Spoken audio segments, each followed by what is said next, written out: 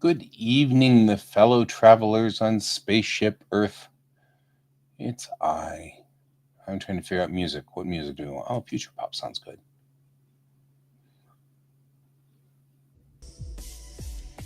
Future pop.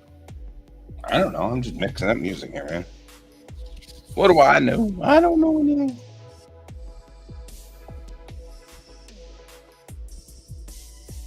All right. I was out at Rocky Mountain Con this weekend trying to figure stuff out.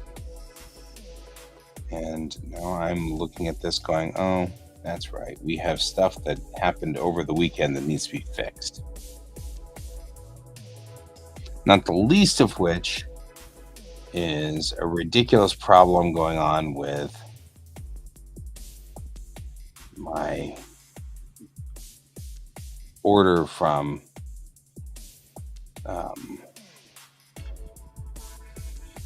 Clip Studio.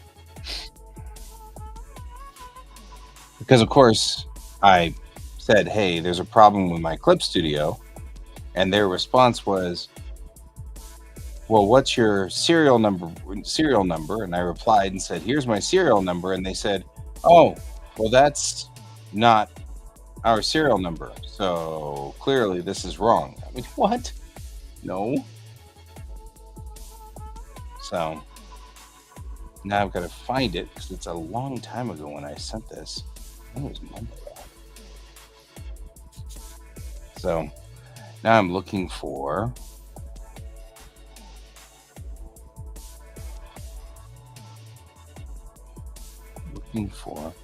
maybe I didn't. I don't know, maybe it wasn't Sunday. It was like Thursday.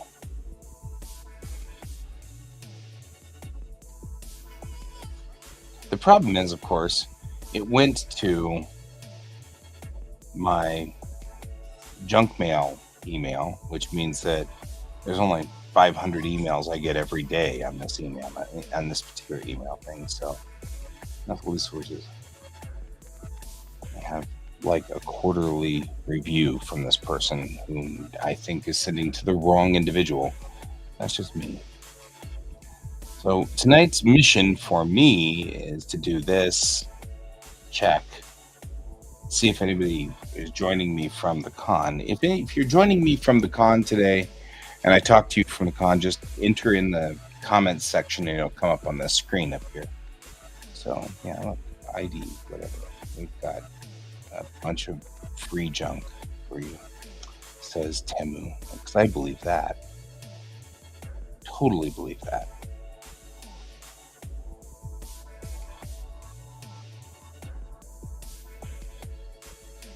And I also have, like, tomorrow is going to be full of just stupid stuff.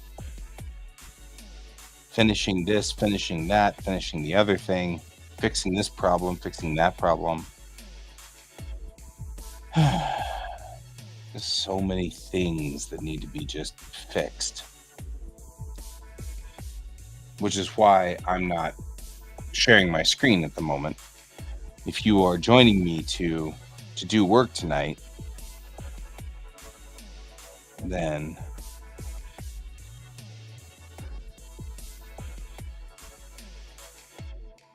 that's awesome. Hope you're doing work over there. 2 weeks ago. Wasn't 2 weeks ago. What's going on here? Why can't I find the things? There it is. Support, it says.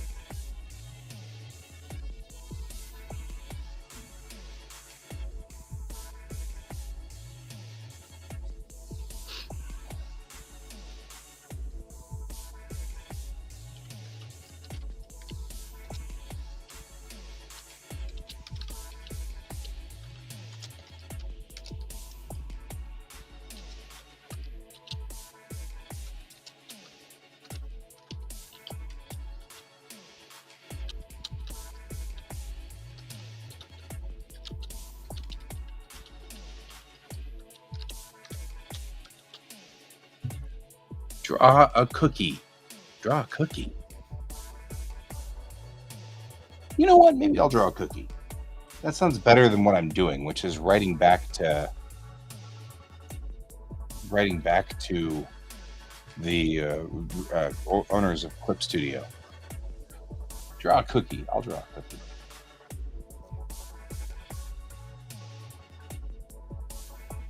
I mean, like, legitimately, I probably shouldn't complain to the people at Clip Studio that much.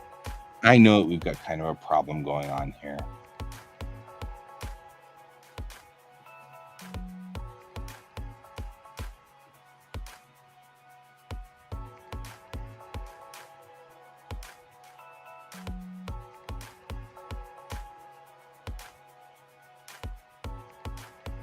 Get some chocolate chips in here on this cookie, because chocolate chips are good. Or maybe this could be raisins, I guess.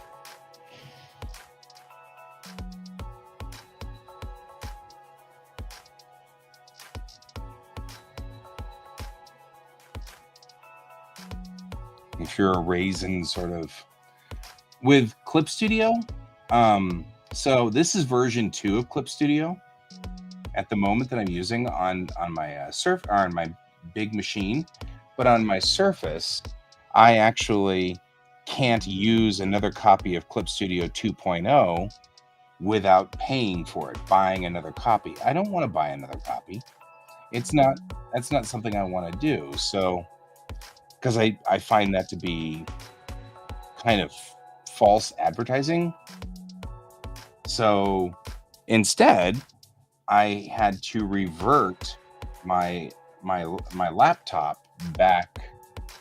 Well, it's not. I don't think that's necessarily weird per se.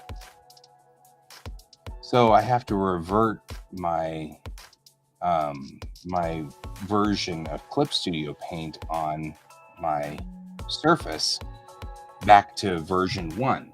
In order to do that, though, I need to have my serial number. And the serial number I have is from 2012. And they're saying that's not a valid serial number because all of their serial numbers start with a different letter. And I'm saying I get that, but legitimately, I did buy this copy, but it was Manga Studio at the time, and they're just it's like they're having a problem actually following that and figuring out that this is legit.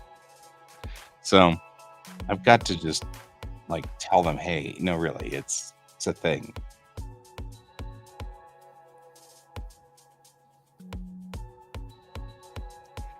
So it's a very close-up picture of a cookie, and it's crooked too, which is even funnier. Get really close to this cookie here. Okay, put some cracks and crumbles in it, because that's where these crumbs are coming from, right? Coming from somewhere. Cookies kind of crack and crumble as they come up, so that's a thing. So anyway, I'm gonna have to write to them and say, yes, I know you don't have a record of that. But if you're going to not tell us that we can't have 2 copies like we did before, and instead make us have to buy a copy of Clip Studio Paint, which I don't want to buy 2 copies. I'm only one person. So I know I'm feeling kind of weird that I'm asking for this kind of thing, but the truth of the matter is I'm not the kind of person who likes to pay for 2 copies of a program when I don't use 2 copies of a program at the same time. It'd be fine if I used 2 copies at the same time. I'd get it, but I don't. I just use 1 copy. And then, hi, George. How are you doing? My cat has decided he really, really wants to be loved on at this point in time, right now. Right now, in the middle of this, he needs scritches this second. And if I don't give him scritches, He will annoy me until I give him scritches. This is what you do, isn't it? Isn't it? Isn't it? Yeah, yeah, it is. Now he's going to go over there and mess with. Right? He's right. Everybody should. Cats deserve scritches. So, anyway, so having to kind of deal with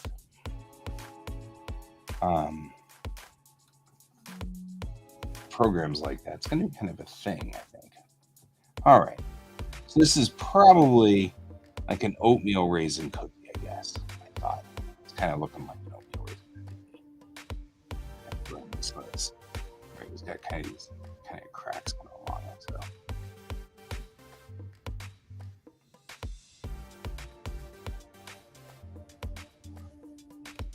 Just kind of do that, and like this, it's not quite as straight because it's a cookie. We're looking really close at the cookie. Right. This little guys out here should probably be these crumbs.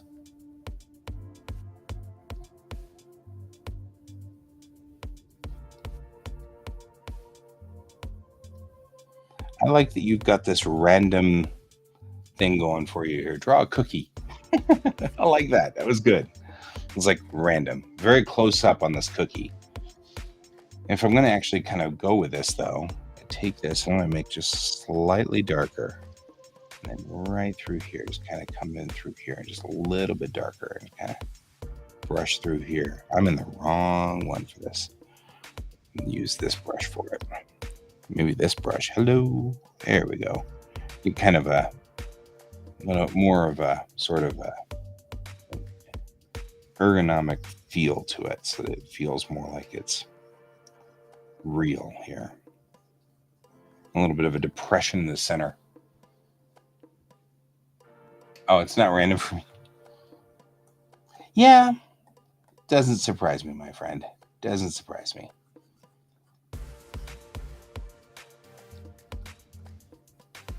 Can's doing better, though.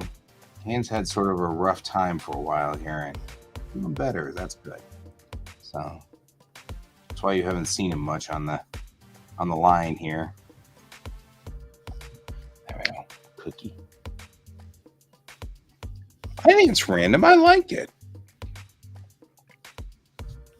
Oh, you see him every day.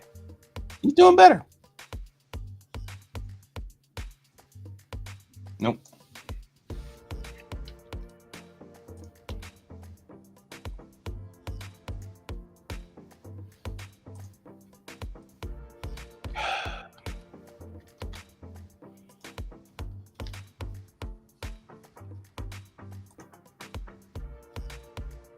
It's still can level.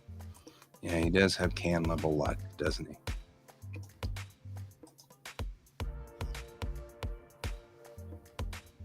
It's funny. I'm always running a kind of a. I got a cookie. We need next, naturally, is a glass of milk. Yeah.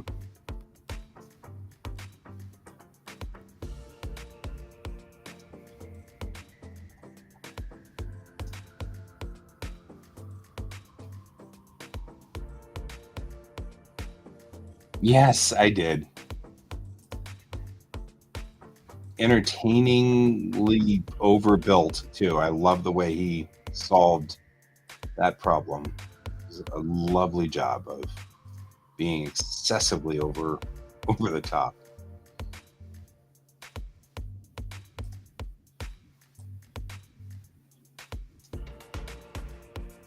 Either way, I'm glad to know that it won't move again. He's over it. Yeah. Either way, I'm glad to know that you are of the IRL crew out there.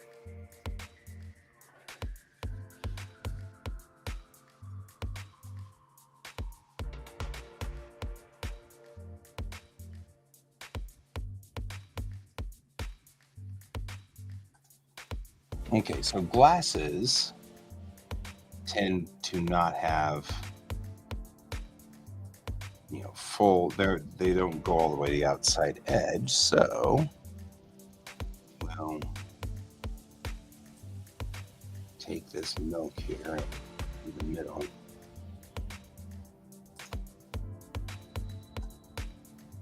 I'm doing this relatively fast, so well.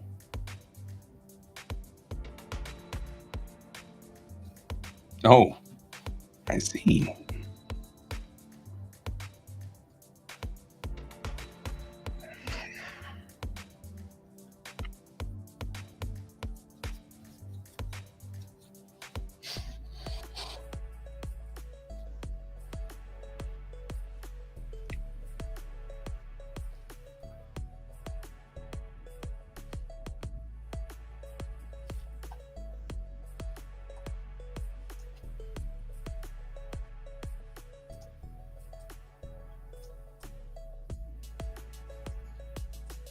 There. It's blue milk and cookies. This is a Star Wars reference.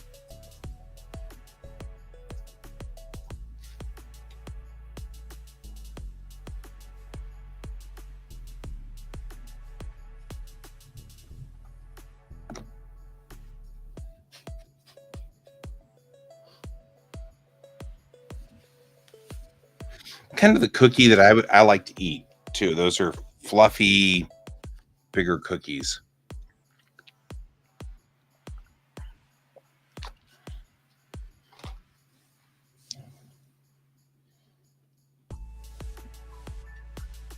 So, Tick Tick, have you heard anything about Whatnot? The website, the app? Right? There are very few bad cookies. That's fair. And if so, what's your standing opinion of it?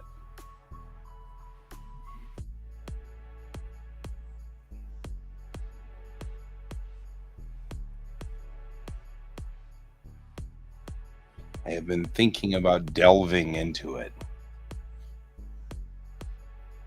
That's fair. That is fair. But I was at a convention this last weekend and talking to my buddies, and we were discussing Whatnot as a source of revenue. And Rocky Mountain Con. Are you local? Are you from the Denver area? Before I start just throwing random street names at you, are you from Denver? Because if you are, then I can give you. Okay, you're from Minnesota. So throwing random locations won't help any at all. I follow. Yeah. So Rocky Mountain Con was it's a small, very small convention. Not a lot of people, but very. I like the smaller conventions sometimes because I get a lot more. Oh, really? Oh, that's cool. Oh, Danny Trio. Yeah. That's a face you don't miss. Like, you can recognize him anywhere. He's one of those people that I'm sure probably couldn't hide if he tried. I love him. He's so cool. That's fair. Oh man, that's awesome. Yeah, so this convention was really small. It's usually done as a benefit. It's got Cap for Kids, where they raise money for kids who are having problems and trouble, and so that's really what the con's for. But they bring a lot of us local artists in to,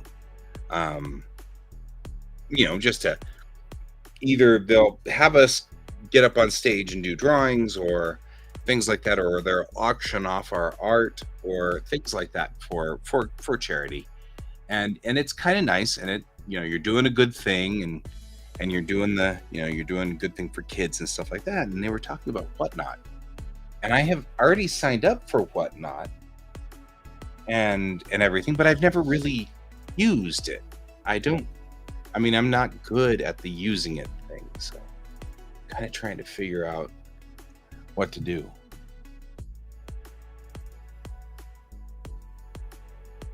Mm-hmm.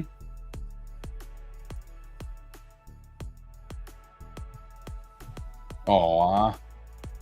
It's because really, even though he plays like gruff, difficult people sometimes, he really is a sweetie. Like right down in his soul, he's a good guy. So that's cool. It's like one time I met Doug Jones because I was at a con working a table, and he was at a con working a table. I think it was even Rocky Mountain Con. Um, and nobody was visiting with him, because this was just after Discovery had started, Star Trek Discovery had started. So nobody really knew him because he was a horror sort of character, usually in horror movies. And so people didn't know him at the sci-fi convention yet. And so I went over there because I'm a Trekkie, and um, I'm like, hey, welcome to the family, and it's good to have you here. And he was like, that's so sweet, and he gave me a big hug. I was like, okay. I mean, like, I'm a hugger, so that was totally fine. But it was kind of weird to be like hugged by a Star Trek actor in my brain. I'm kind of getting a little weirded out here. And then I took a selfie with him, and then later I looked at the selfie, and in the background it says selfies $5, and of course I didn't pay for it. But I was just like, I mean, I'm gonna hang out with, because I was sitting there saying, Lieutenant Saru, I'm so excited to see you. And he's like, I'm a commander now. And he's like, but you'll have to see tonight's episode to understand that, because this is right at the very beginning of Discovery. I love Saru. And I really love Doug Jones. He's just a really good guy too. So it was really cool. And so same thing. Usually they're very sweet, you know. And so I'm just glad to but it was the same thing. I just was hanging out with him because, I was like, well, you look lonely, like nobody's here. And I even said to him, I said, hey, don't let the Trekkies get to you, because they will. Like, us Trekkies can sometimes be such jerks, so don't let us get to you. And he's like, you're being very sweet. I'm like, well, I know, but I mean, it is a different thing being in Star Trek. Once you join Star Trek, it's a change in your acting life right there. It's like, it's a very big change. So, right? Just some really cool people at these smaller cons. So that's kind of cool. Usually I have met like all these not weird. I've met all these people at these I do. I really do. I even consider Orville to be part of it, because Galaxy Quest was supposed to be Star Trek. I mean, it. They didn't even bother to hide it very hard. You know what I mean? So, And Orville would have been Star Trek if he could have gotten away with it. So, I definitely do. Galaxy Quest is so freaking fun, though.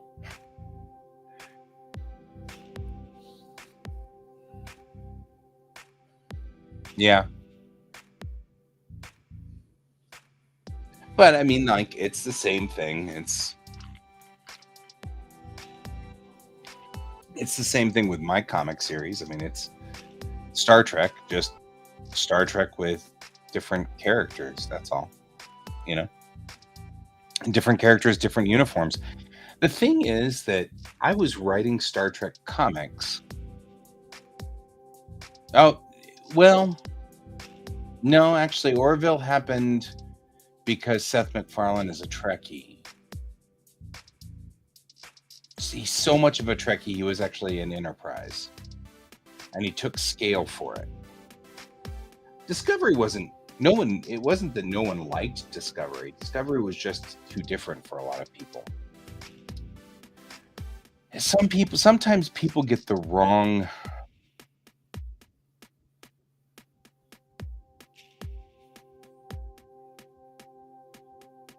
You mean Discovery? Probably. That's fair. CBS had, like I said, sometimes they take the wrong lessons from things. CBS was trying to catch Deep Space Nine in lightning in a bottle. And yeah, but it's not the first time they've done that. I mean, Voyager came out on a whole new network that Paramount tried to make called UPN, and they invented it with Voyager. So Voyager was aired on this network that didn't exist before, and the whole point was that they wanted to make a new network and use the Trekkies to build in an audience automatically. And so it's not the first time that they've played that game.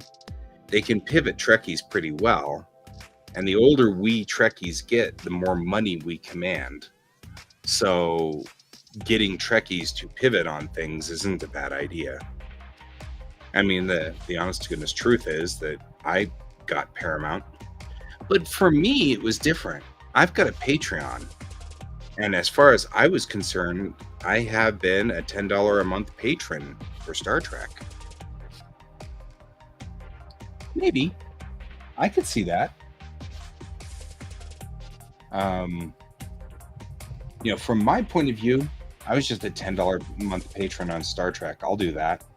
Star Trek's been there through some of my darkest times, the darkest parts of my life, and Star Trek's been there to pull me through. So I was okay with it, but that's me. And I feel the way that other people were feeling. I can see that. I wasn't opposed to being a $10. I'm still not opposed to being a $10 a month patron for Star Trek. To me, that's money well spent. Especially when we get people like Metalis in there, who does a good job, or Mike McMahon. Those guys know what Star Trek is, and they know the essence of Star Trek, and they're running with it. I'm okay with that.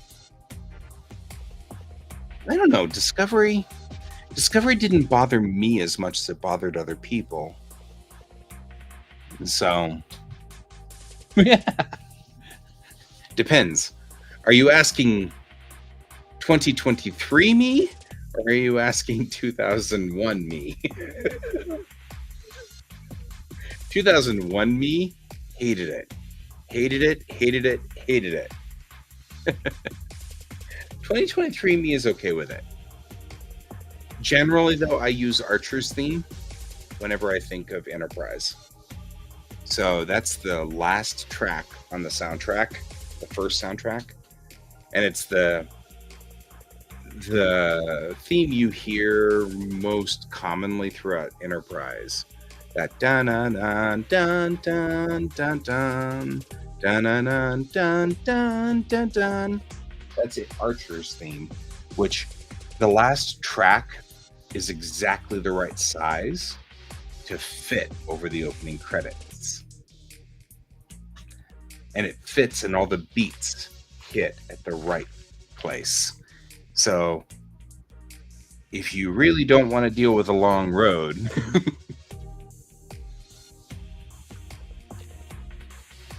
see, now that would be a riot. I'm okay with that one too. But if you want to see something cool, just go to YouTube. I do want to see it. I'll see it after the show. Go over to YouTube and type in Enterprise opening credits Archer's theme, and you'll see that that last track on the soundtrack was clearly we should make an alternate version of the opening theme in case nobody likes it. And they clearly did not think. I mean, it is amazing sometimes how obtuse. Oh, there you go. I'll watch this, but not right now.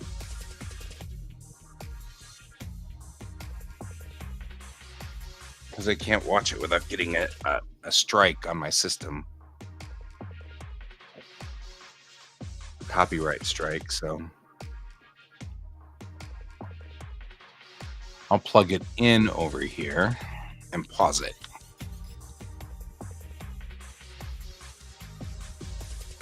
Like that. And then watch it afterwards. Thank you for the link. I'm into this plan.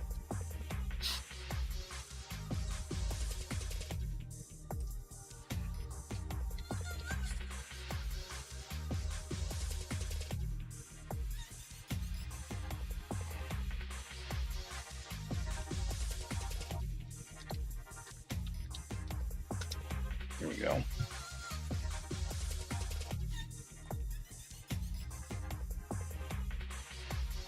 And then I will, in return, but again, it's like that same thing. They were just tone deaf on it. It's like they built this. For those of you who are curious, I'm putting into the feed Archer's theme over the Enterprise intro, and you'll see that even the beat fits. Like the rhythm is right and the beat is right, and the music fits really nicely over it. And so it's like, but then again, I really didn't like Enterprise. Like, I didn't like it. I thought they screwed up canon. I felt like they didn't care about what they were doing, and everything was wrong, and they did the Andorians weird and stuff like that. And Duchess, right?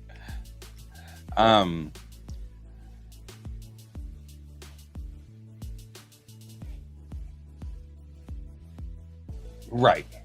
I think most of us didn't like the third season's Xindi War. Well, no, and that was me in 2002 and 2003.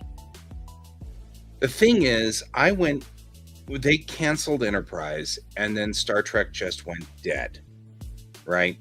Like, there was no more Star Trek. We were done. It was never coming back, yada, yada, yada. We thought that. And at that point in time in my life, I went to Japan, and I was teaching over there, and I was feeling very homesick. And so I managed to find Enterprise on DVD at the local DVD store, the rental store. So I was renting Enterprise and rewatching it. And because I was homesick and because I really wanted to go home, and because everybody does that when they first go to a place, and I hadn't settled in and I hadn't gotten comfortable yet, and it was all this stuff. Rewatching Enterprise then was really good, and I started to kind of see it through new eyes, and now I really love watching Enterprise. It's different and out there, and does have the feeling that I think they were after, which is, ooh, we're new to this whole space thing, let's get out there and do stuff, and I enjoy it now.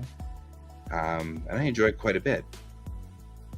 But boy, and that's one of the reasons why I gave Discovery a chance, and I gave Picard season 1 and 2 a chance, and actually just decided to enjoy them. And I don't knock people who don't enjoy them. That's totally fine. It's absolutely okay. I gave it a chance because I was so loud in 2002 and 3 and 4 on the net, on the internet. I was so rough about Enterprise, and I was part of the reason they canceled it. Not me personally, but I was part of those people who were in there complaining.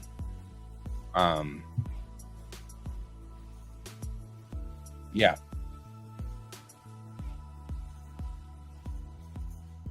Mhm.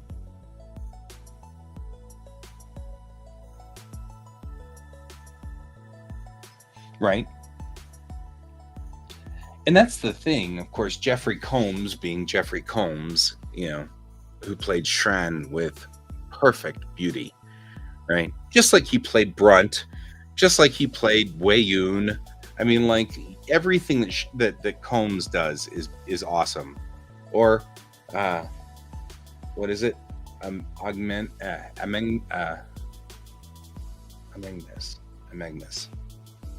Whatever is the supercomputer that he plays on Lower Decks, which is just such a good and lovely character.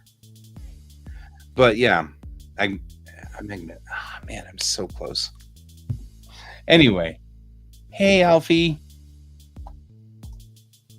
how are you doing today? We're talking Star Trek. Tick Tick and I are talking Star Trek.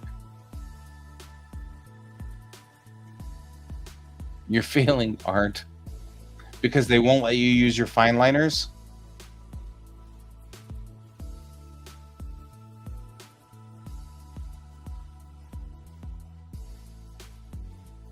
Right. Because they're not letting you use your fine liners. That's usually why you fail on art, right? I mean, because that was what you were having a problem with before, right?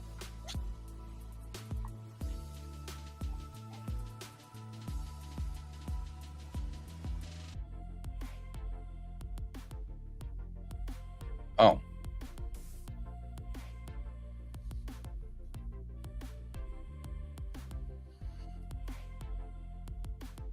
Because Alfie is like all the rest of us. Alfie's failing math. Alfie's like all the rest of us artists and not really good at the math thing. Right? Tick Tick and I are both agreeing with you here. We're like, no, wait. We understand. I'm going back to college, and the advisor is like, so you're an artist. You should take statistics. Don't take algebra. In the class, got 50%, huh? The highest. So you're graded on a curve. Not, in fact, the first time that's happened either. And you're maybe a teaching problem, yeah. Because you should have math geeks in there. Like, just the law of distribution says that you should have math geeks in there.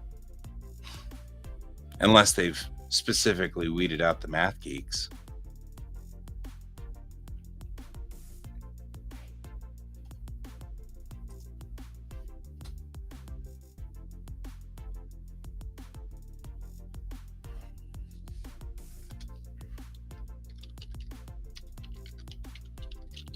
So,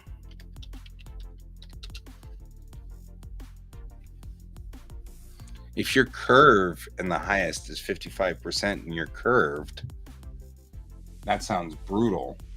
Or 50%. And it's still on a curve. Yeah, that I agree with Tick Tick. That sounds like a teacher problem.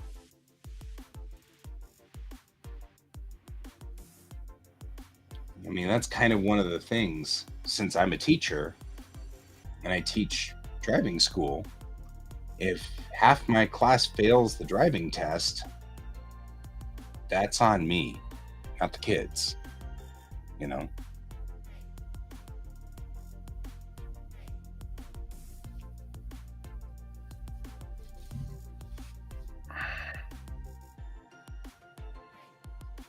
In fact, I've had it happen about 3 or 4 times in the amount of time that I've been at this school, and that is having a 100% perfect. All the kids passed on the first try. We call those perfect classes.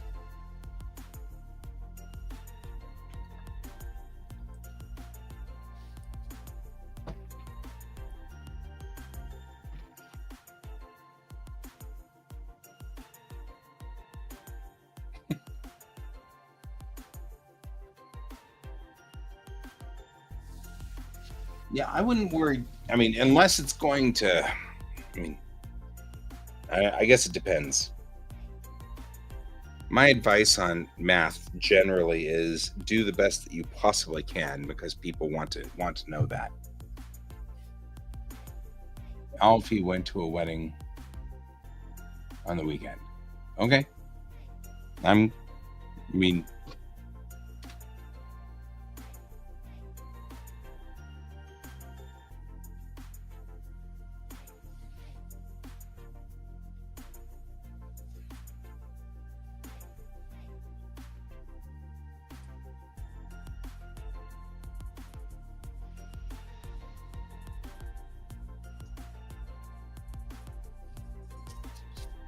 oh no, boy, it sounds like a disaster waiting to happen here.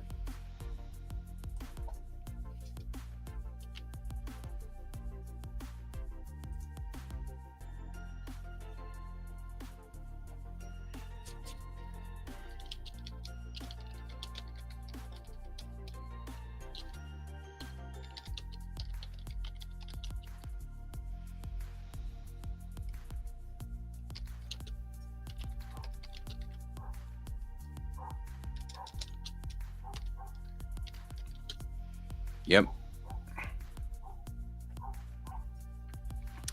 Back to Enterprise on that one. I actually agree. That's the thing about Enterprise. Looking at it sort of as a unit, it's actually a very lovely addition to the Star Trek universe. It's got some really interesting pieces that it brings in. I mean, Shran notwithstanding, Susie Plaxton coming back as an Andorian. You know what I mean? Like, we had some great stuff coming in through there. The depth that they got into with the Vulcans, like the Forge, and actually trying to get Surak's Kershara and things like that. The Xindi arc was a mess.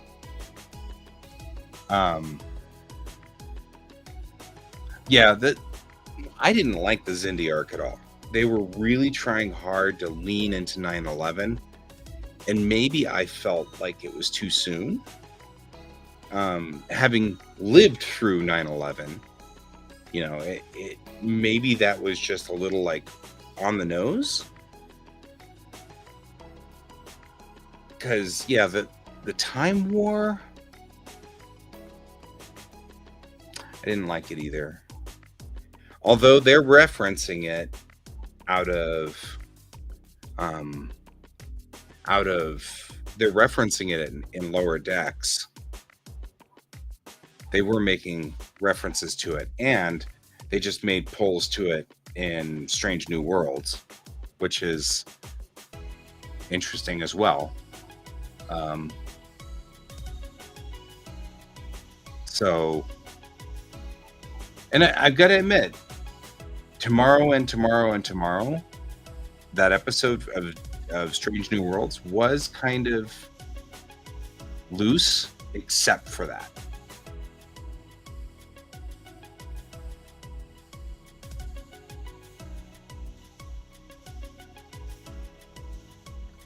Yeah.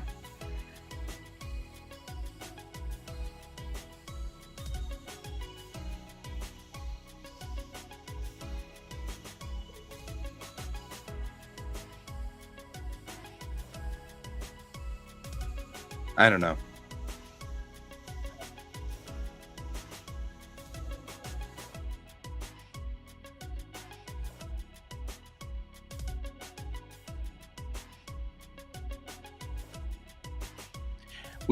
Because when I think about B5, that wasn't, that's not the one that I thought they pulled so well out of. Obviously, the Shadow War was really cool. And just the fact that they were building White Stars was a thing. Anytime you're dealing with, where they're having to. Of course, I'm a ship person, so bear with me. I'm absolutely in love with White Stars, so it's just a thing. The fact that there was one and then there was a whole bunch of them, I was like, oh, white stars are so pretty. Anyway, it's because I love the shapes of Minbari ships. Like, they kind of look like fish. So, yeah. Yeah. Right?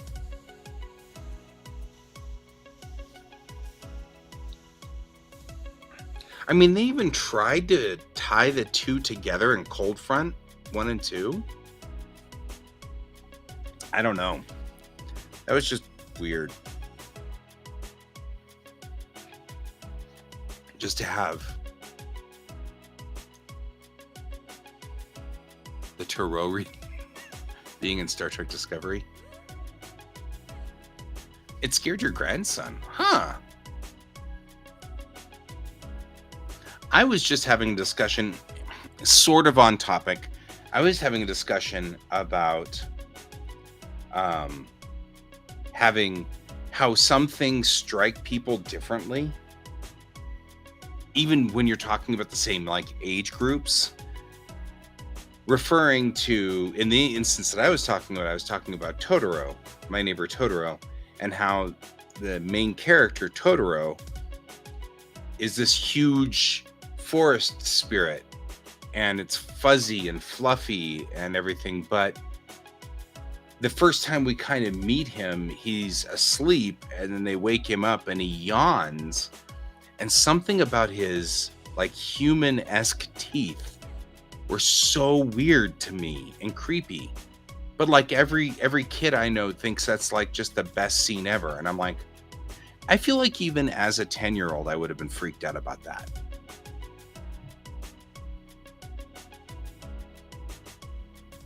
That Totoro was fat phobic?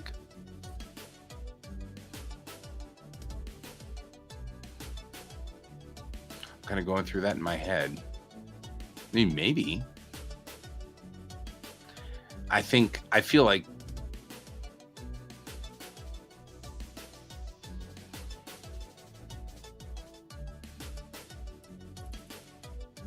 you mean your niece has blue hair?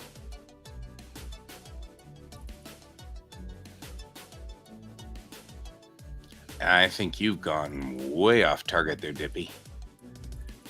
Fascinating, but I think you've gone way off target. I mean, I'm Totoro to Star Trek. We can go back to Star Trek. So the Toro reading, though, didn't bother me. Oh, the Totoro teeth comic. Oh, I see. I see where you're going now.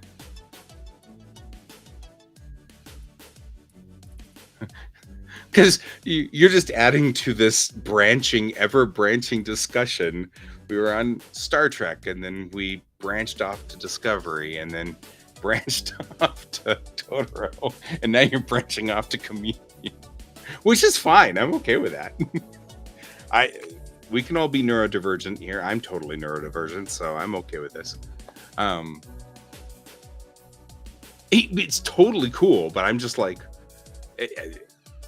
I mean, we could sit here like, I love going everywhere, so a Ghibli Star Trek crossover would be so cool. I'm into that plan. I am at the next convention. Next time I'm at an anime convention, I'm going to do a panel, I think, on the connection between Macross and the Macross sagas and Star Trek. Right after Blue Bloods. Nice. So,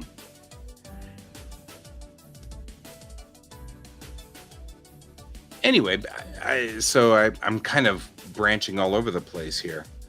I'm a hardcore Trekkie, and so when it comes to Star Trek, I'm one of those people who like Tick Tick and I were just having a discussion. We were discussing Enterprise, and the fact that we weren't really hot on the Xindi War. Well, I wasn't hot on the Xindi War.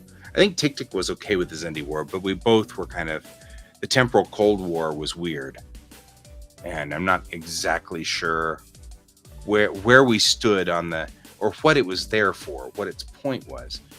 And I think branching like the multiverse, let's bring in Marvel. Yay. But I mean, um, but I think that's to bring back to Tic Tic's comment. I absolutely agree. I think that's one of those things that is kind of interesting about what you were. Well, wait, let me back up because I think I just went into my own whirlpool here. The temporal Cold War, you're right. It could be pulled right out of Star Trek Enterprise, and you would never have noticed. The only thing it even affected in the slightest was a subplot, a B plot of Broken Bow, the pilot. And that's really the only thing I find to be anything at all, with the exception of the introduction of the Enterprise J and all of that stuff that goes with Daniels. Daniels sort of sets up for Section 31 in a lot of ways. So, the Broken Bow was a good episode. I mean, I didn't mind. I liked Broken Bow. That was a good episode. So, anyway, commentary on that one. And you'd also kind of brought up the commentary, Tic Tic had brought up the commentary about being more like if we had done like the Dilgar War in Babylon 5. And I was like, I would have gone with more like even the heavier into it, like the Shadow War of Babylon 5 would have been better. For me, the Xindi War, well, it wasn't even for me. The Xindi War was a direct attempt to try to speak to 9/11 in Star Trek. And it's like a lot of things where that's this show right here, Orville. That's actually why I'm wearing my Orville shirt today. Oh yeah, don't do that. That's weird. So, but yeah, where would I rate Orville? Orville in its first season was a little too many penis jokes and not enough Star Trek. However, in its third season, it was a lot more Star Trek than a lot of. I felt like it was doing Star Trek better in the overall than Star Trek was at the time. So, right? That's fair. But it's the same thing. It's like Seth MacFarlane was trying to bring in we're going to be making sort of a funny show and everything like that. But the truth is that Seth MacFarlane is a Trekkie all the way down to his core. And so he and I both share one very unique thing, and that is we both made Star Trek shows in junior high and high school. And so there is video out there of a junior high or high school age Seth MacFarlane trying to be the captain of a starship on a bridge of things taped to walls and stuff. It's very, very wholesome and cute. You won't find mine because it got wiped out a long time ago. But I did the same thing. I was one of those doing that. But yeah, and that he's very much a Trekkie, and it was a highlight of his life to be random engineer number 46 on Enterprise. So anyway, so my opinions on Orville is season 3 is lovely. It is wonderful. Season 2 is pretty solid. Season 1's rough. So if you're going to watch Orville, I have no idea. Maybe.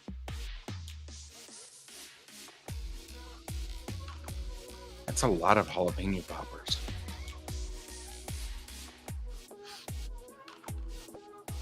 And I hate to say that sounds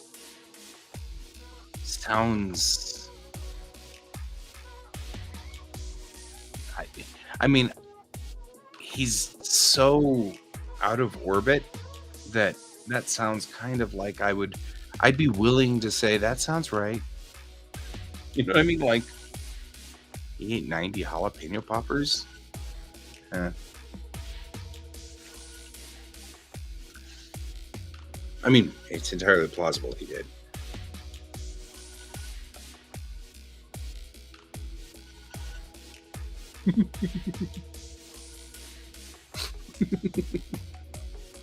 Life-size Baylock. Oh, man.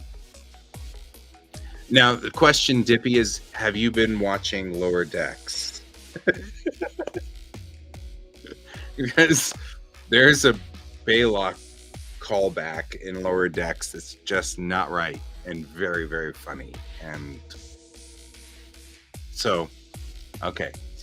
So you and I are thinking the same way on this one here. Yeah. So.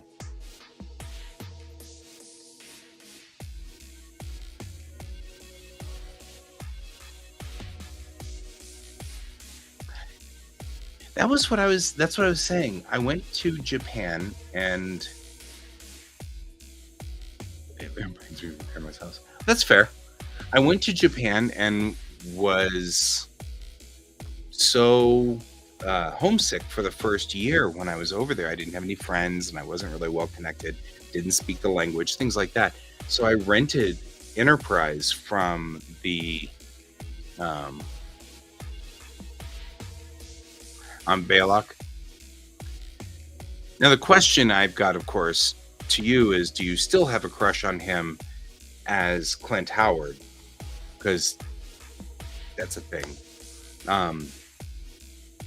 So, because Clint Howard, well, first of all, you know that Clint Howard, no, you're not. I get it. That's, yeah, I'm not worried. It's like I had the biggest crush on Alyssa Milano in Who's the Boss, which sounds weird as a 50-year-old guy, but you have to remember that she's like, I think she is a year younger than me. So when she was on Who's the Boss, I was about the same age. So it sounds weird until you realize that I was watching Who's the Boss in the 80s, you know. But Baylock, the actor that played Baylock, is Clint Howard, which is Ron Howard's brother. And Ron Howard's brother has shown up in a number of things, not the least of which are just about any one of Ron Howard's movies. So he also shows up 3 more times now in Star Trek. He's now managed to come back. Clint Howard has come back.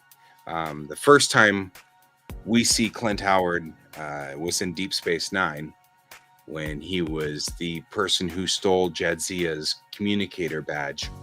When Ron Howard? No, that was Steven Spielberg. But you see him in Deep Space Nine in the episodes with. Well, that's fair. The episodes where they talk about the Gabriel Bell and the Bell riots, which, by the way, takes place next year. I'm just can't stand. I don't really know who that is, so we're good. So you don't have to worry about me. I mean, I'm sure I've heard the name, but the picture of Patrick Stewart on the beach. You're going to make me Google that, aren't you? I can totally tell you're going to make me Google that.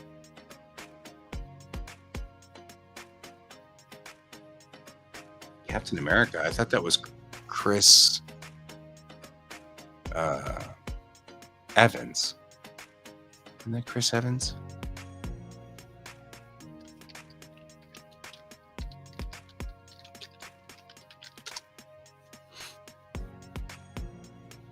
Maybe. No, we're talking about Jake Gyllenhaal or whatever his name. He was Chris Evans, yeah.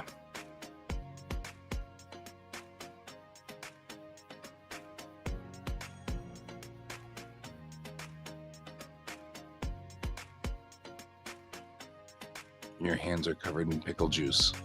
That's fair. We're going all over the place here. This is a wild night. Thanks, guys. I was like, I don't have anything better to do but to complain to to Celsius. And you guys have made this a far better stream. I appreciate that. It's better than complaining to Celsius. I don't want to complain to Celsius. Hi, what the heck? What the heck? I dig that name.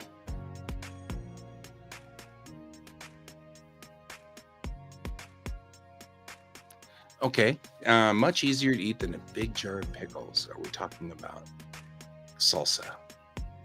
Fair. So what the heck? We're having oh boy, we are all over the place tonight.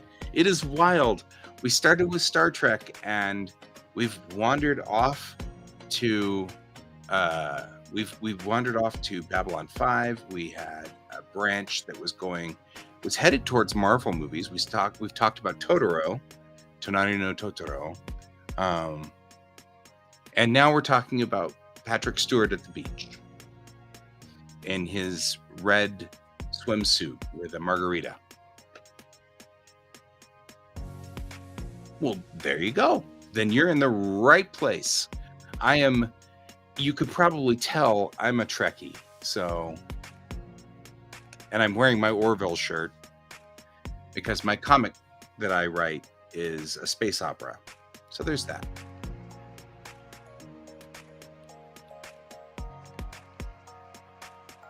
Jake Geigenhall. It's the second time we've brought that up. So there you go. That's a thing. I'm not sure. I'm not even bringing up a face when it comes up to Jake Geigenhall. It's a good movie. Okay. That's fair.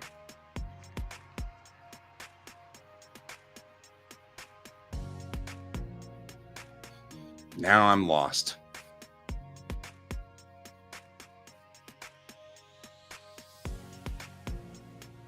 I have not seen the Barbie movie yet. I want to, but events conspired over the summer and things didn't go so well. So, is it the one with Barbie? Maybe it's the Barbie movie.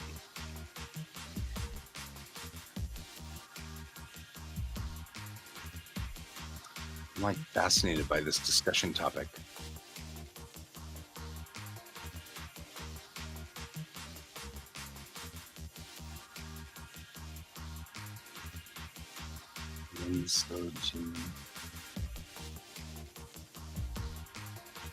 Oh, misogynistic? Were you saying misogynistic?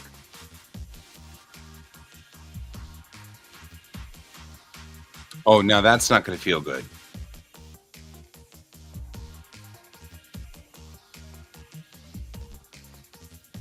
As someone who used to do martial arts, I will tell you right now, Tiger Bomb is brutal.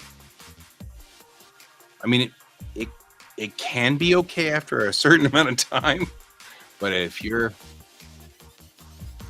not good with this, Tiger Bomb can be brutal.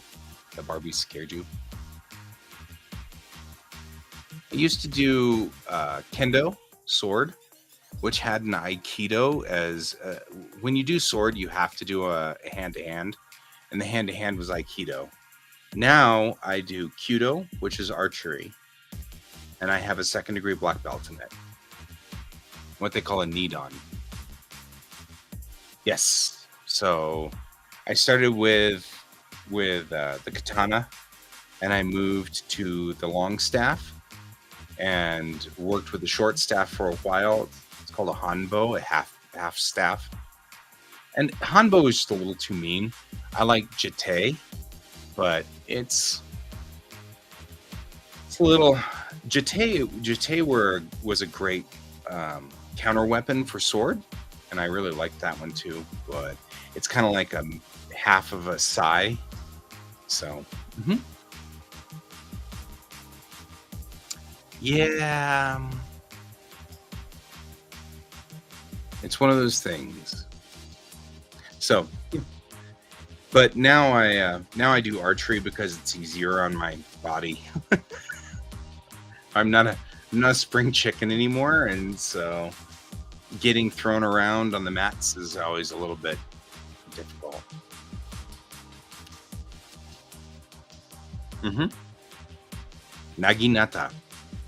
That's a markedly more reachy weapon. I don't know. I didn't mind the naginata. It doesn't have the feel that I like, and a well plucked rooster. Your knees. Yeah, that's what you do in Tiger Bomb, man. You're asking for it with a Tiger Bomb.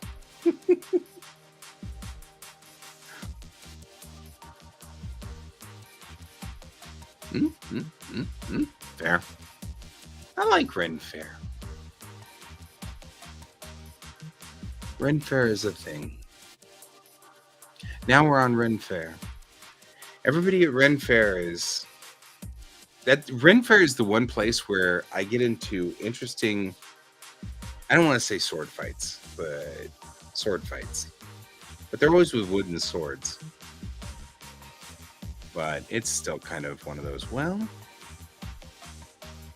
I do play D&D. My coffee, my tincture. I know the word. Usually, usually that word indicates a medicinal thing, something for medicines. Ever watch Always Sunny? No? Do you play D&D? Yes, I do. Sword fights? Yes. With monsters? Probably not.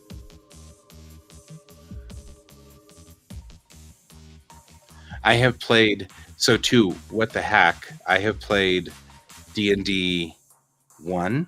I played D&D AD&D, Advanced D&D, 2.0, 3.0, 3.5, which then became Pathfinder, and Baldur's Gate shouldn't be. It's Baldur's Gate is a location in the world of D&D. So usually, if it's called Baldur's Gate, that's a city in D&D. So then I played 3.5, which was Pathfinder.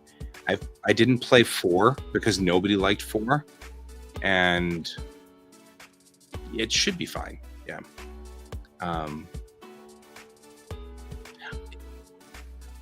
In Baldur's Gate, you mean in 3? I don't know. So I played Baldur's Gate 1. Baldur's Gate 1 came out in the late 90s. There weren't any naked people in Baldur's Gate 1. So I'm not sure if there's anything. Baldur's Gate 3, maybe. But if it's got that mature warning on it, I'd hesitate to give it to your child if you've got a child that's young enough that's a problem. High recommendations. Used to be a junior high teacher. I also have worked a number of anime conventions over the years, and that has always gotten a fair number of interesting stories. So, yep. And then, of course, to finish my statement about D&D, we currently are in a D&D 5. So, it is M. Okay. Nectorius recommends that you probably should wait before you give it to your grandson. I would go with that. I believe that I would follow Nectorius's recommendation on there. You can do it with a bear.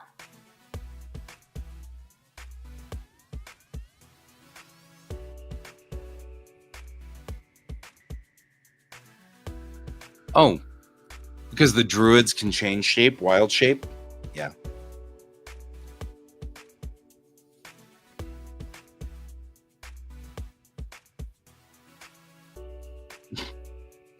Dippy's dying over here. Hi, Mr. Vicious. Good to have you here. We are having a bizarrely wonderful and lively discussion here. It's been very fun. I mean, I've been enjoying this. Hard to keep up with, but it's been fun. So feel free to join us if you've got something other than M's to send. Dippy put Tiger Bomb on their knees. Me, I was ESL, English as a second language. 7th, 8th, and 9th grade. I was in a junior high about 45 miles north and west of Tokyo in Ibaraki Prefecture. Leg armpits. Out of curiosity, Dippy, were you having muscle problems with your leg armpits? And what are leg armpits? Do we call them leg pits? I don't know.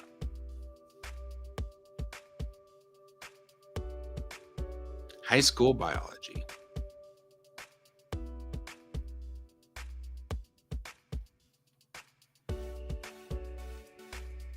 Oh, you spilled Tiger Bomb? How did you manage to... How did you got a pint of Tiger? This is kind of like downing a bunch of like wasabi. Oh, you warm it on your wax warmer. That makes sense, actually. Oddly, because I'm like, it's like Vaseline. It's got that same sort of texture. Oh man, I am sure that if you ate Tiger Bomb, you would regret that in a big hurry. That's probably more than a bunch of jalapeno poppers. I'm sure it's in all kinds of stuff. I'm sure it's probably good like a laxative too. It probably would not make you feel good, would be my guess. So I'm fascinated by this discussion that we're having here. This is really wild.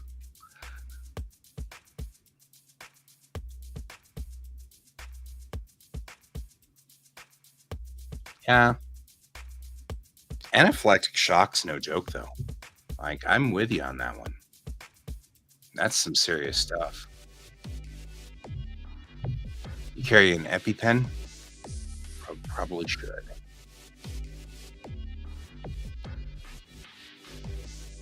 Anaphylactic shock. That's when you have, and we've got still M coming in from Mr. Vicious.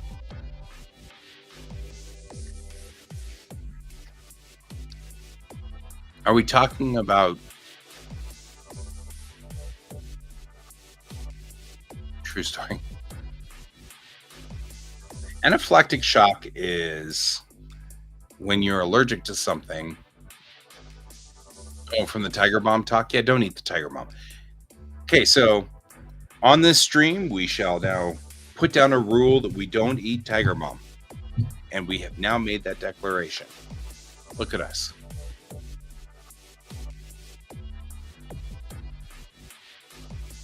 It's a great mayo replacer. Yeah, right? I'm like, I've become everybody's dad. Look at me being dad. I tell dad jokes too from time to time. Right? Yeah, that won't go over well. So, just making sure that you're working that one, Dippy. It's a thing we need to make sure we're working. Nope, that's not going to end well. Yeah, that's not going to end well. What a wild discussion we're having tonight. Me? Here we go. So, actually, I had a kid in class the other day ask me this very question. And I said to her, I said, "You won't believe me." And she said, "Try me." And I said, "Well, naturally, I listen to 80s music because I'm an 80s kid. but I also listen to K-pop. And she, what? And it's like, well,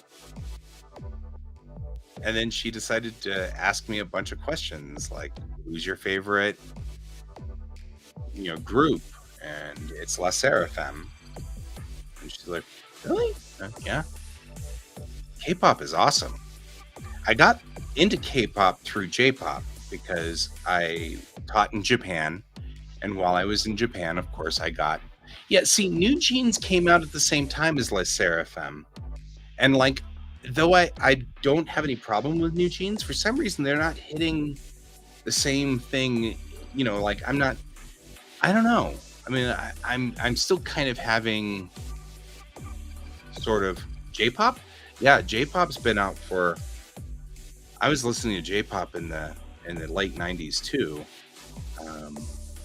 And then through J-pop, that's where I kind of hit the bridge to go over to K-pop, because there's a lot of K-pop groups that will double over their songs in Japanese, and I speak Japanese, so I can understand it when it comes over into Japanese. I don't speak Korean, so I don't quite get the songs in Korean, but Hangul and Japanese are relatively close as far as like languages go, so I can speak Japanese. I live there.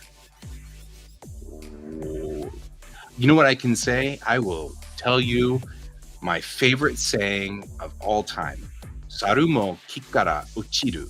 And that means even monkeys fall from trees. And it's my favorite saying. I say it to all my kids all the time. And what it means is even the best of us will make a mistake, right? So, because the monkeys in Japan are really good at staying in trees, but every so often, you can go to the bathroom if you want. That's fine. If you need to go there, it's fine. M pop and W pop. Okay. And as far as like Justin Timberlake goes, man, Justin Timberlake is almost. Oh, that's the only thing you know. Can you go to the bathroom? Monkeys try stealing babies. No, they just get in the hot springs, and they're mean.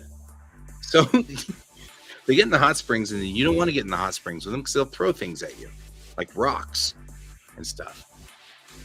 Sometimes, though, the monkeys are cute. They'll just sit and they'll even put their towels on their heads like you're supposed to. I don't know.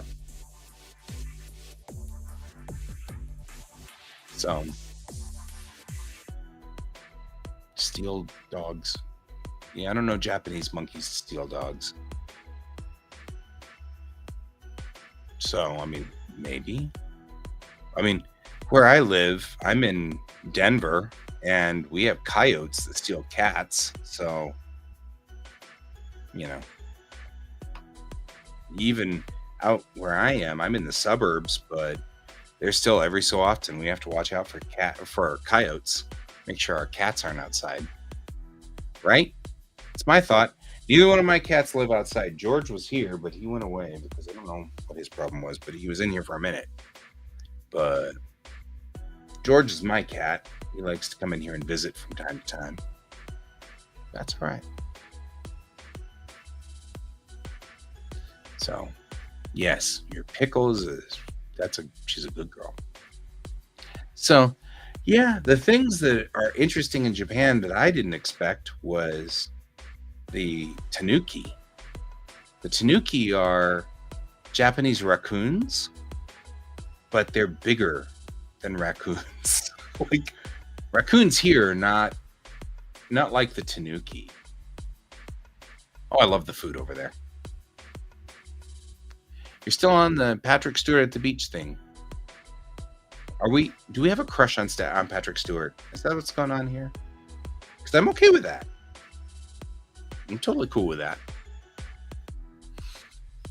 So as far as the food goes, I really liked it for the most part. That's fair.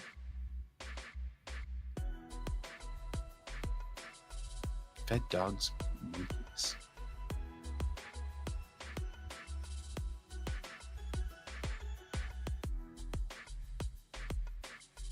Oh, I see what you mean.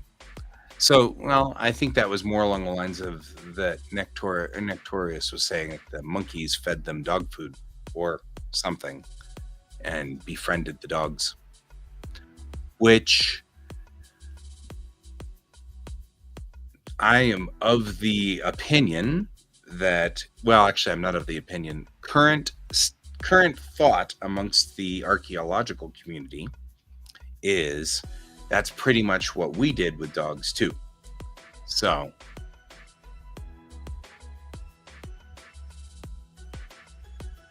so that's a thing. It's funny how when I was younger, the line of sentience was tool use, right? Does the creature use a tool? And so they were like, since we are the only creatures that use tools, and then we find all these other creatures that use tools. And we're like, well. And what really happened, you know, what really happened is we started to realize how much we are not unique in the animal culture.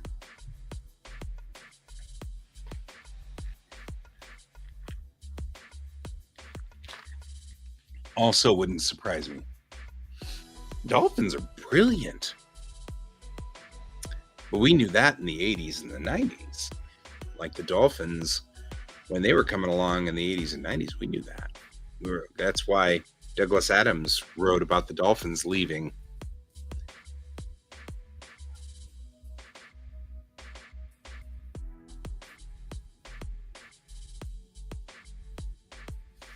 Yeah. We are very advanced monkeys. We very much are.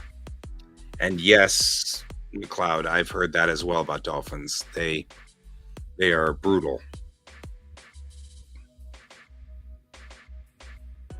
So it's an interesting thing. Now we're off on monkeys and dolphins. It's fascinating.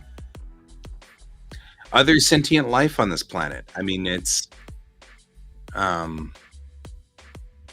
maybe we had a lot of dolphin experiments in the 80s. What dolphin experiment are you referring to?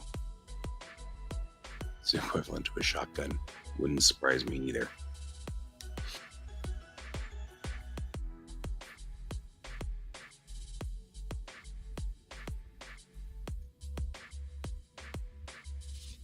You guys are fascinating, full of very interesting information, like very interesting tidbits. Oh,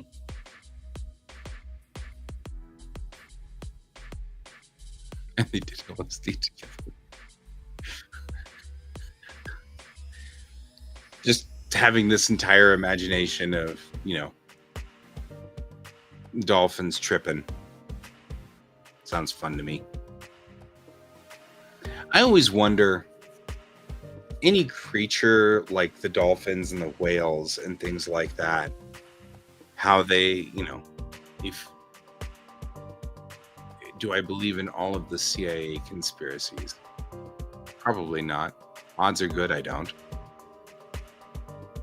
And it's mostly because I usually apply a law of averages to it.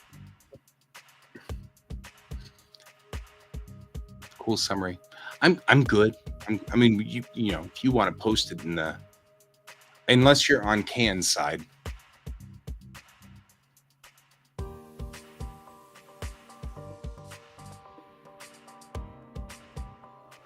It's animated. If you're on Can's side and you're on Can's side of the Twitch, he's got a bot that'll block you if you try to post. If you try to post the links, it's the big words. You can tell it's 12:30. No, it's fine. It doesn't bother me any. But I'm just saying, be aware. Right? It just warns you. It warns you, and then I think it doesn't allow the link to be posted, so it won't block you. It's fine. So Scooby's barking out the window. And your leg pits hurt.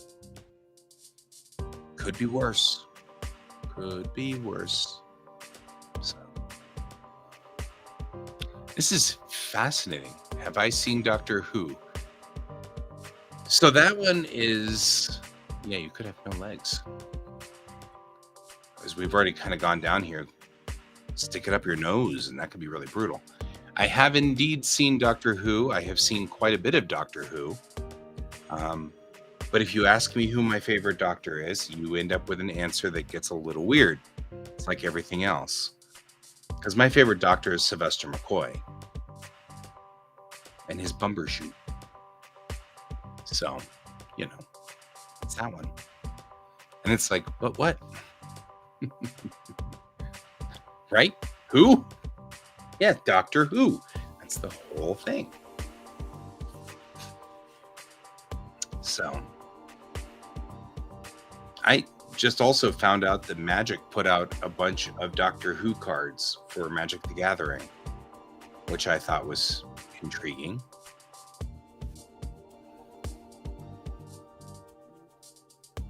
Joan Hamm, a doctor on House. You know, wouldn't House make an interesting doctor? I'm just saying. Sylvester McCoy's low-key scary. Maybe. I don't know. And now hey, look at you, Nectorious. You brought us back. Because, like, that's the thing, right? We were just talking about how Totoro is really scary for me to think of as inner me at 5. But a lot of kids love Totoro. And here we go. Sylvester McCoy, I watched Sylvester McCoy when he first aired, which would have been the late 80s, right? So I was relatively young, and he didn't scare me at all. But it's interesting that you're finding that there are people out there that find him scary, which would make sense. You know what I mean? Or I can totally see that. I get that. And you brought it back to the topic at hand. Which works. Left him in Judge Dredd. Joan Hamm. With a butt forehead. On what? Are we talking about Doctor Who? Are we talking about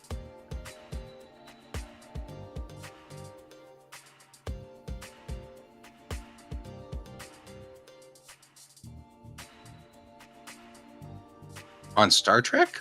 See, now you've switched back to Star Trek. The butt forehead. You're talking about Ferengi? Benedict Cumberbatch? He didn't have a butt forehead. Did he? Wow, we are all over the place now. Look at us moving around here. I'm trying to figure that out. Just had a big forehead. I mean, it could have been Benedict Cumberbatch for that matter.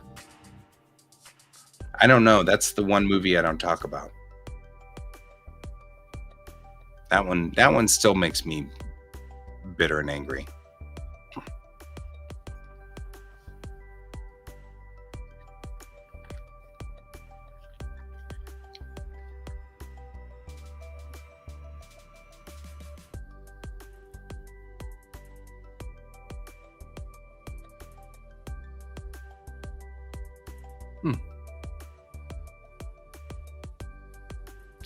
Butt cheek, forehead. Do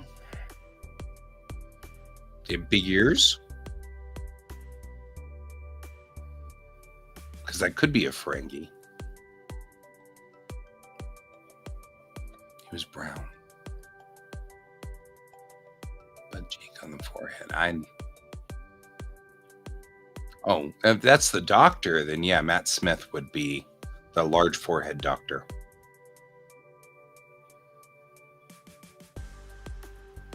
Be my guess. I'm not 100% sure.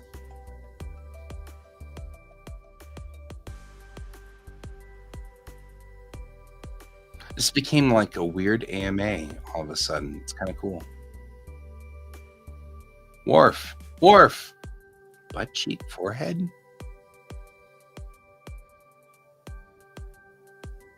You binged it. Worf. Mr. Worf.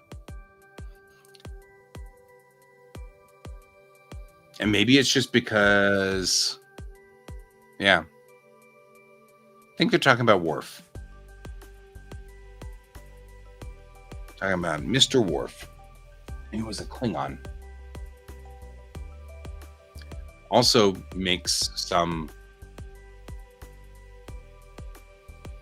joke about butt cheek there too.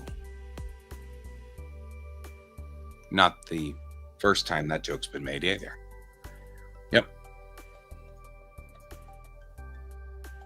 Well, I mean, yeah, he was brown. I mean, I guess technically, aren't we all kind of brown in a different way? These are all things I think about. Especially earlier today, I was doing artwork, and with my artwork, I picked the wrong shade of brown, and I think I have messed up some of it. And veiny. So, I guess it all depends on how it goes there. But yeah. I was doing a sketch cover for Princess Leia #1. So it's a variant cover.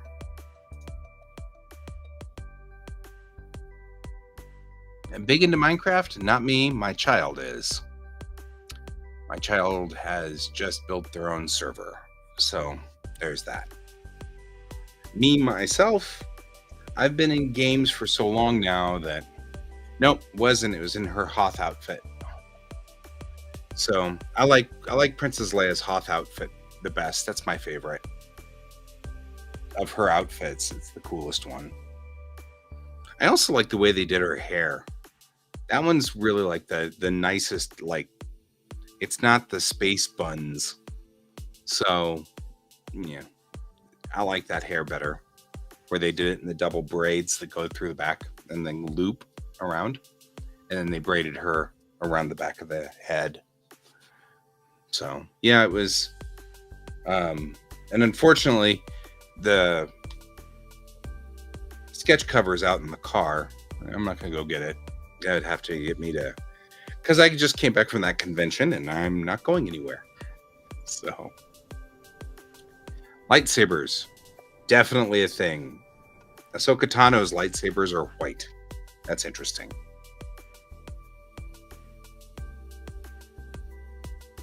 Attack of the Clones outfit with Padme.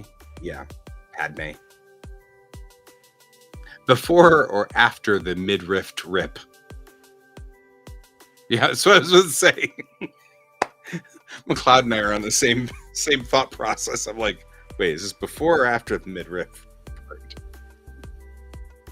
Because I didn't mind the, you know, I didn't mind the outfit prior to that. After that was a little weird, but it's all good.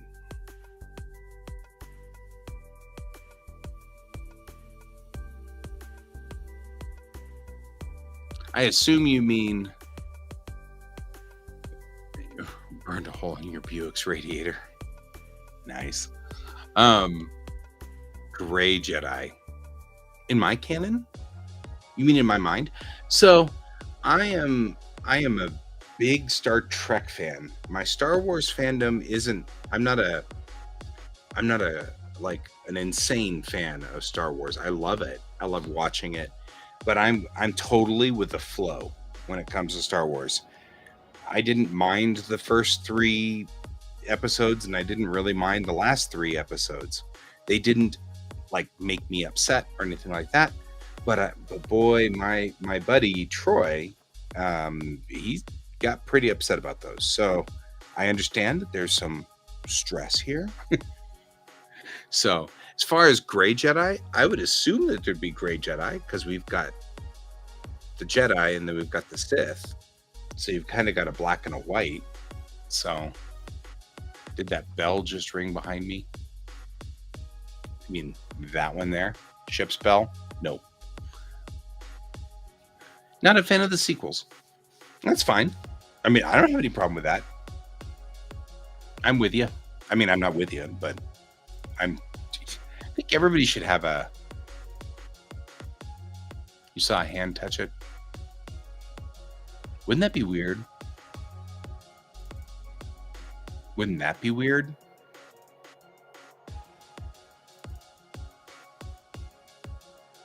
Pretty sure that bell's not moving though. The best part about this though is you can always rewind the video. The bell? It was my mom's bell. I'm not actually sure where my mom got it. She had it long before I was born. And when she passed away, I took it. And so I then promptly put it up there and yeah, I mean, who knows? Maybe the ghost of my mom moved the bell. Rewind it later and see if it happened. I'll wave a lot, so you know you have to be before this. Must be before this part. So if you're rewinding and you see me waving a lot, you know it's just before this part. There you go. Help you out, right? Make it a little easier. Scooby was distracting you. It's fair. Give him a Scooby snack. As far as Grey Jedi go, maybe. I don't know. I love the idea and the concept of the Jedi. And so that was cool. I just like that. I understand that. It's interesting fandom debates.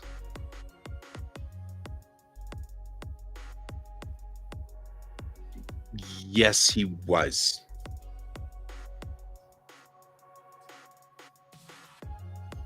And he had like bug eyes. I don't think he was the only green Jedi because Yoda is also green, right?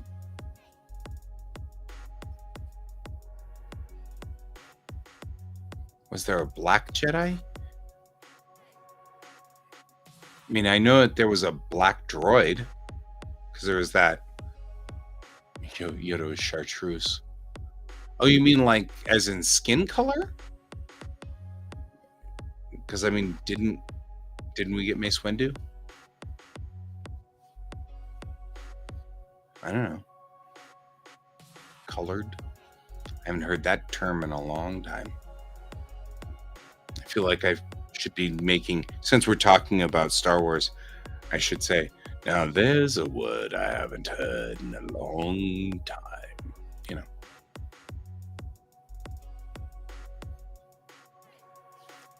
So, who shot first? Man, I'm going to have to say, I'm going to be in the Han shot first camp. Jango versus Bobo. Bobo?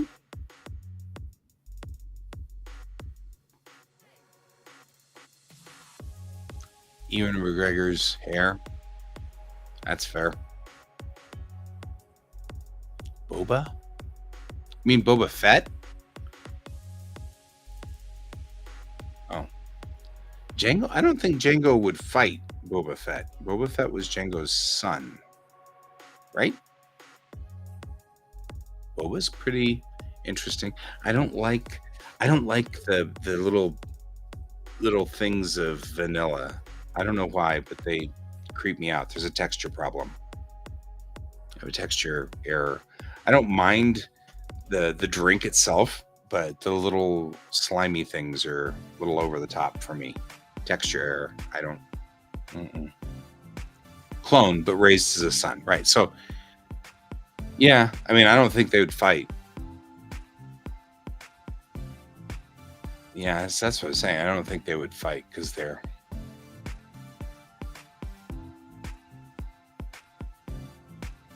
The tentacles.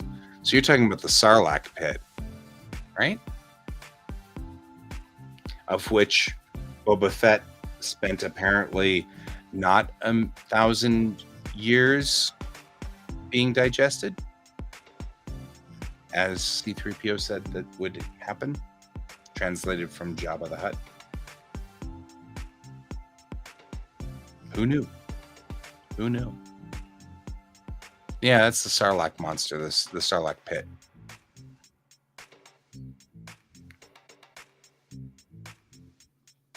What they called you in the Clank. With his bare hands. Yeah, we saw that in the Boba Fett series. Bare hands. Yeah, there's nothing worse than bare hands. When I have bare hands, it's like Baldur's Gate. Right?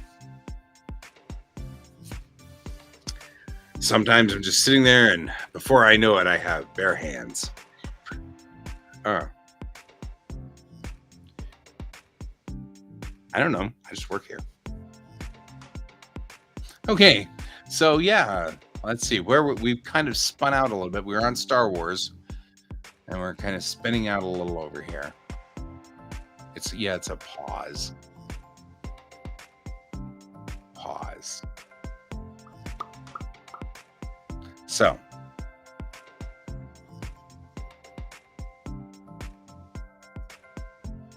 Bare hands. Yep. That's kind of like the Abraham Lincoln was born in a log cabin that he built with his own hands, with his bare hands. Yeah. Somewhere I had read interesting stories that students had written, and that was one of them, was that Abraham Lincoln was apparently born in a log cabin that he built with his own bare hands. So there's that.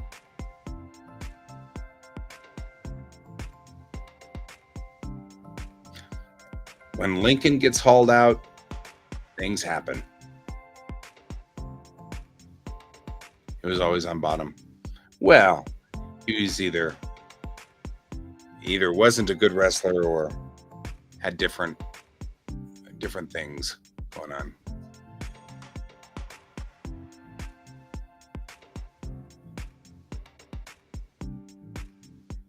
Fair? It was a simple time.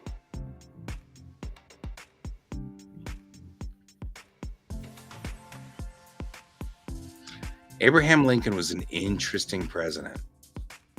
Very interesting president.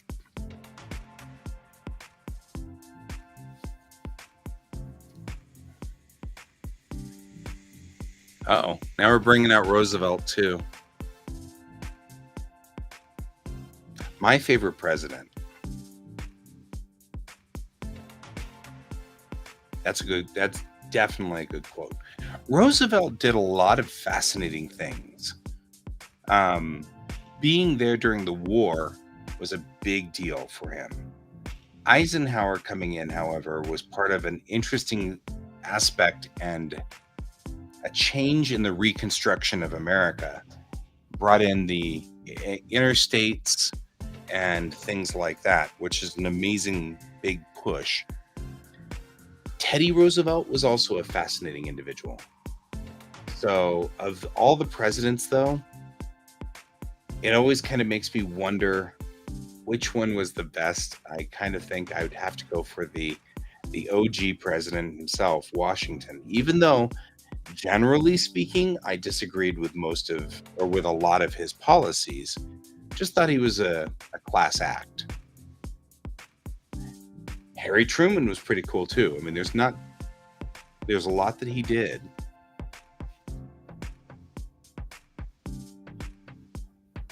For a long time, I was a Jeffersonian, believing a lot in the way of the way that Jefferson wanted to put the country together on that point.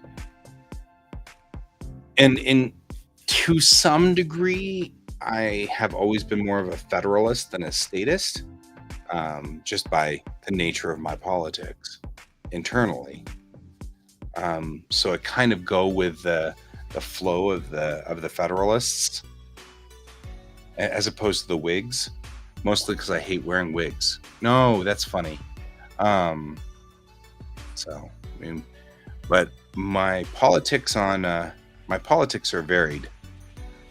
Doesn't help any that I've been kind of studying into. I do like anime. My favorite anime, Macross. pretty much all of the Macross sagas are always going to be my favorite anime. So Macross, Macross 7, Macross Delta, Macross Plus. So Macross is the original, one of the original Transformer mecha anime. So it's the one that sort of started the Transformers era of went to Woods because of syphilis. Yes, Gundam started in 77 with big robots. Then Macross took the big large robot genre and turned it into a transforming robot genre. And then the Transformers came along right after that and took the big robots and made them intelligent. You wear a wig. Death Note? Pacific Rim. Pacific Rim was both of those movies were made by people like me who like big robots and big monsters, rubber suits. The Godzilla era of things. They just wanted a Gundam versus Godzilla, and they pretty much made that. Iron Giant was good too. Iron Giant was a great movie for a lot of reasons, not the least of which was it was a small studio that made it. Evangelion. So Neon Genesis Evangelion was a watershed series, so I really liked it too. But it also had to kind of go back and forth over it. And now we've got these remakes that are weird. So Kaiju's for the win. So, but Evangelion, that's a good series in a lot of ways. I'm not sure that McLeod's following us exactly on this one.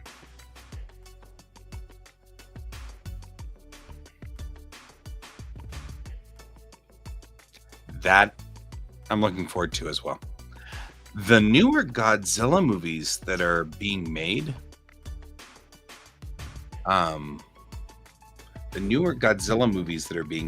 are fascinating. Either here or there. Rosanna's too loud. That's not a first. Roseanne was too loud in the 80s.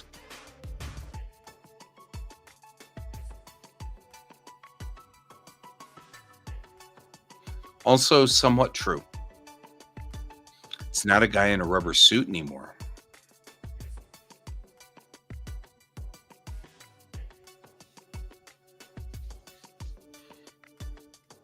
But the new Godzilla movie I'm looking forward to as well. Let's see what else is going on that is in the realm of that sort of thing. If you talk about anime, you guys think about like the old anime like Star Blazers and the spaceship anime from back in those days. Did you guys ever see those? Hit super kicks. This tail.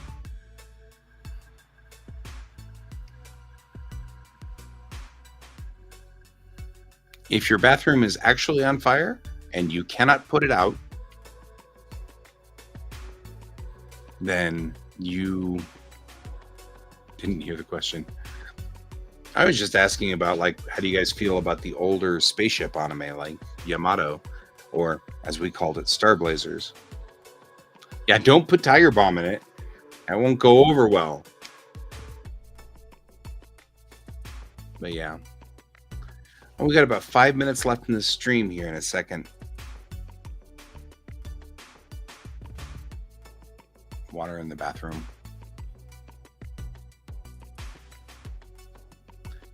Tiger Bomb? Yes. Tiger Bomb's some wild stuff. Boy, we've had this thread about Tiger Bomb. There you go. It's our warning that we are at 5 minutes to the end of this stream. They're pretty old. But it's classic. I mean, it's like, I come from an era where when I was a very young child, the anime that was on TV was heavily dubbed and edited. So we got Battle of the Planets, and we got Speed Racer, and we got Star Blazers, and it wasn't really until I was a young man.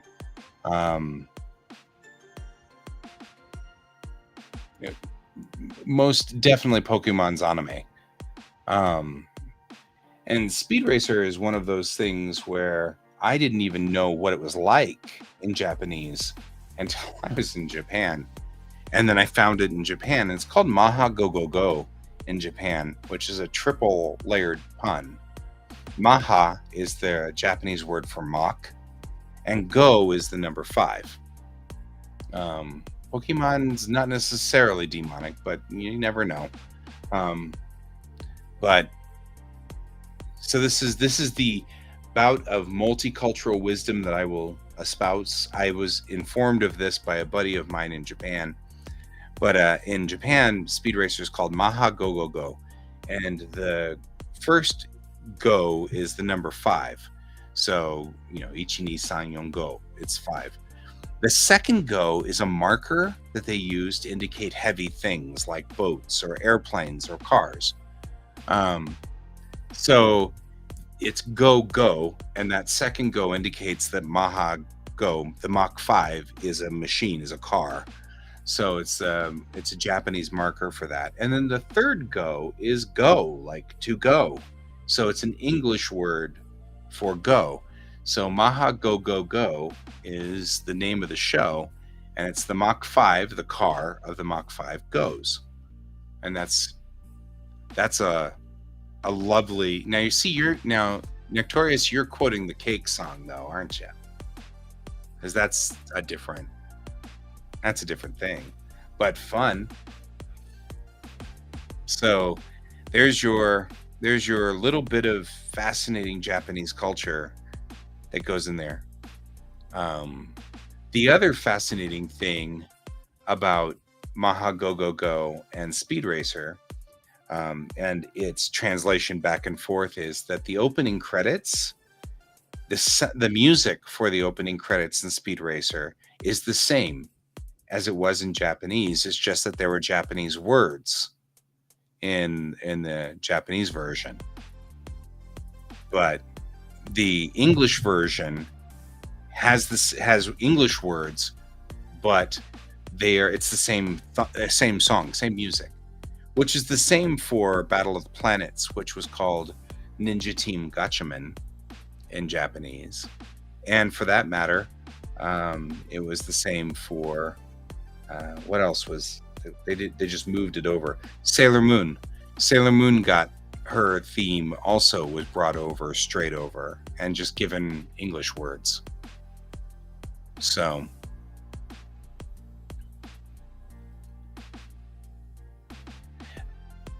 okay, so McLeod's asking for a very that this is such a strange thing.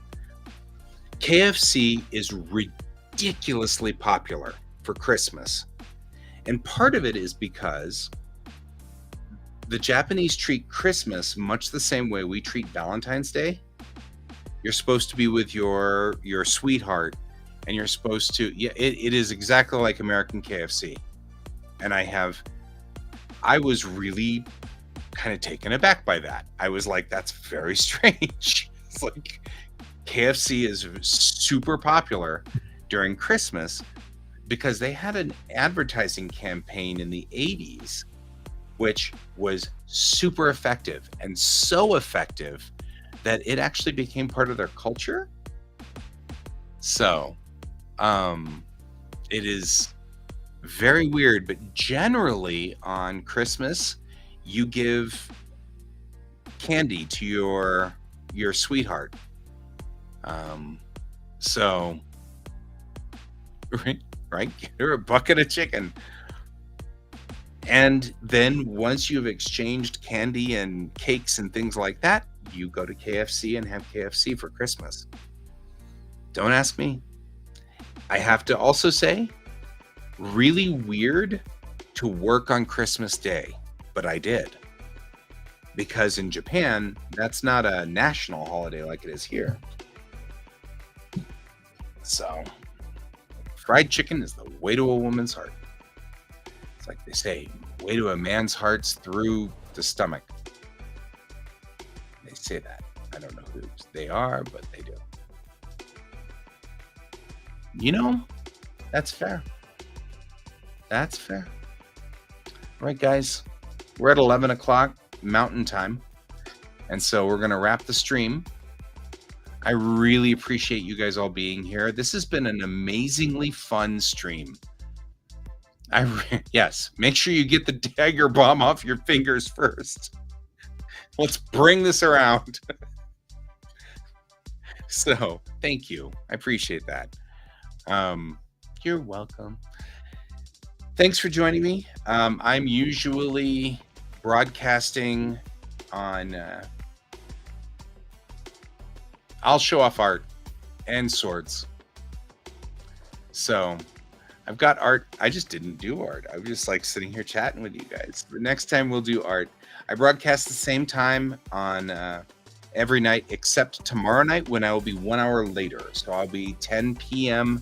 Mountain Time to 11 p.m. Mountain Time instead of 9 to 11. So if you want to join me, you can. This is usually a body doubling stream. So if you have, well, I loved having you guys here too. Thank you very much. It's been fun. This is so if you guys have work to do or whatever, and you want to do that too, you can join me and then we can work together. And in that way, you don't feel like you're alone when you're doing the work that's probably not any fun. Like, I have to do all these emails tomorrow. We'll figure it out. Either way, I'm glad you guys were. It's a body doubling. So neurodivergent people, and before I go, I'll explain this. Neurodivergent people, like people who have ADD and people who are on the autistic spectrum, have a hard time staying focused. But there is a weird sort of like brain hack that we can do. And that is if someone else is working, we feel compelled to work. It's weird. So it works. And so it's called body doubling. And so that's what we do. This is a body doubling stream usually for my neurodivergent friends and stuff like that. And I love talking on it and I love drawing. And if you need to do work, you can do work during the stream and it's totally fine. Right? That's one of the things. It's like people start realizing, wait a minute, I've been doing that forever. Isn't that amazing? That works too. A lot of people will do Let's Plays on there. The algorithm brought me here. Fair. The algorithm's the algorithm. It is what it is. Sermon jams work too. All right, guys. I'm going to go to bed now and go to sleep. And I'll see you guys on the morrow. And I always sign off my shows by saying, keep your eyes on the stars. And I'll see you later on. And have a good evening. Bye-bye.